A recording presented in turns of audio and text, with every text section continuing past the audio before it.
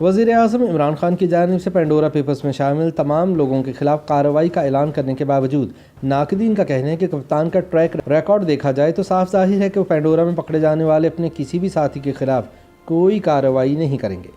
ناقدین کہتے ہیں کہ اگر عمران خان اپنوں کے احتساب کے دعووں میں سنجیدہ ہوتے تو اب تک پینڈورا پیپرز میں شامل وزراء سے استعفے لے لیے ہوتے۔ International consortium of investigative journalism یعنی ICIJ کی طرف سے جاری کردہ پینڈورا پیپرز میں وفاقی وزراء کے نام آنے کے بعد کہیں عمران خان کے نئے پاکستان پر تنقید ہوئی تو کہیں ان سے سخت ایکشن کا مطالبہ کیا گیا۔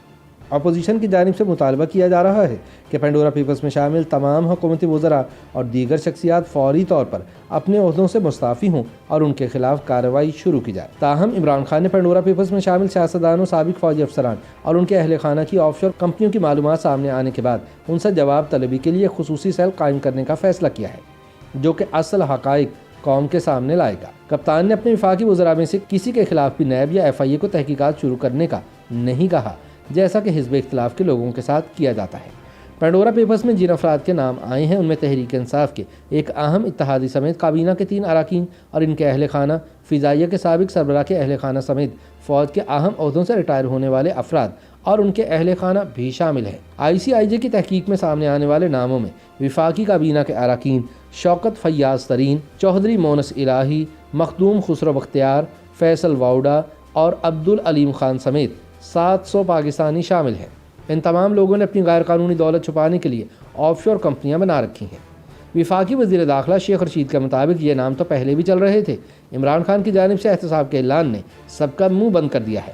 انہوں نے کہا کہ ہم کسی کو بھی نہیں چھوڑیں گے اور 700 کے 700 لوگوں سے تحقیقات کی جائیں گے۔ ادھر گورنر سندھ عمران اسماعیل نے میڈیا سے گفتگو میں کہا کہ پینڈورا پیپرز کی پوری تحقیقات کی جائیں گی اور جو ملوث ہوگا کارروائی ہوگی۔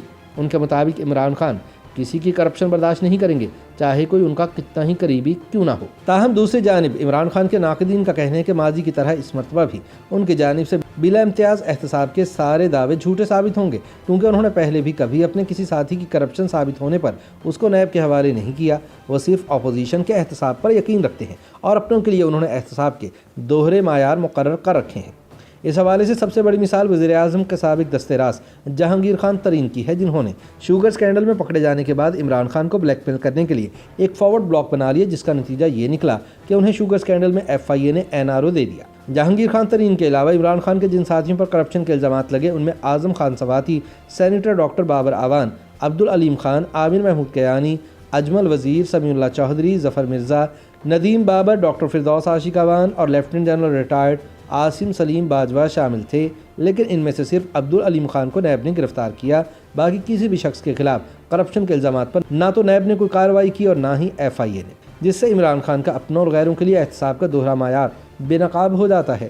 لہٰذا پینڈورا پیپر اسکینڈل میں حکومتی شخصیات کے خلاف بھی وزیر اعظم کی جانب سے کسی کارروائی کی امید رکھنا دیوانے کا خواب ہی ہو سکتا ہے۔ YouTube پر گوگلی نیوز دیکھنے کے لیے youtube.com کی سرچ بار میں گوگلی نیوز TV ٹائپ کریں۔ گوگلی نیوز کے پیج پر سرخ رنگ کے سبسکرپشن والے بٹن پر کلک کرنا نہ بھولیے۔ YouTube پیج پر اپلوڈ ہونے والی ویڈیوز سے باخبر رہنے کے لیے بیل آئیکن پر کلک کیجیے۔ آپ کو ہر نئی ویڈیو کے بارے میں نوٹیفیکیشن موصول ہو جائے گا۔